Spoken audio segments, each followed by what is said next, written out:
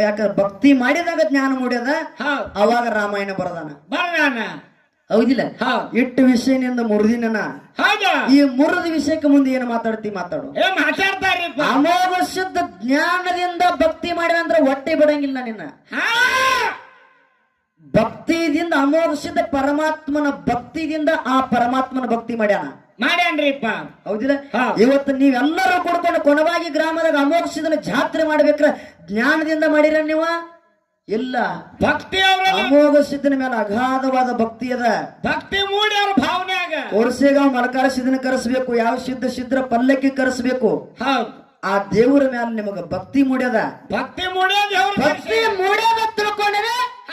ಇವತ್ತ ನನ್ನ ಅಪ್ಪನ ಜಾತ್ರೆ ಮಾಡ್ಲಿಕ್ಕತ್ತಿದ್ವಿ ಹೌದು ಇವತ್ತು ಮಾಲಿಂಗರಾಯಣ ಸಂಘ ನಾನು ಕಟ್ಟಿನಿ ಅಮೋಘ ಸಿದ್ಧನ ಸಂಘ ನೀನು ಕಟ್ಟಿದಿ ಅಣ್ಣ ಈ ಸಂಘ ಕಟ್ಟಬೇಕಾದ್ರೆ ನನ್ನಲ್ಲಿ ಜ್ಞಾನ ಇದ್ದಿದ್ರೆ ಕಟ್ಟಿಲ್ಲ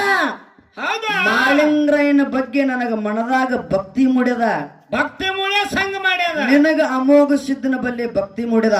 ಅಕ್ಕ ಸಂಘ ಕಟ್ಟರೆ ಅಮೋಘ ಸಿದ್ಧಂದನೇ ಕಟ್ಟಬೇಕು ಅವನ ಮ್ಯಾಲ ಭಕ್ತಿ ಆಗ್ಯದ ನಿಂದ ಹೌದು ನಿನಗ ಭಕ್ತಿ ಮನದಾಗ ಮೂಡ್ಯದ ತಿಳ್ಕೊಂಡ ಸಂಘ ಕಟ್ಟಿ ನಮ್ಮ ಜ್ಞಾನವನ್ನ ಬಿತ್ತರಿಸಲಿಕ್ಕೆ ಬಂದಿದೀವಿ ಒಮ್ಮಿಗೆ ಜ್ಞಾನ ಬಂದಿಲ್ಲ ನಮಗ ಬಂದಿಲ್ಲ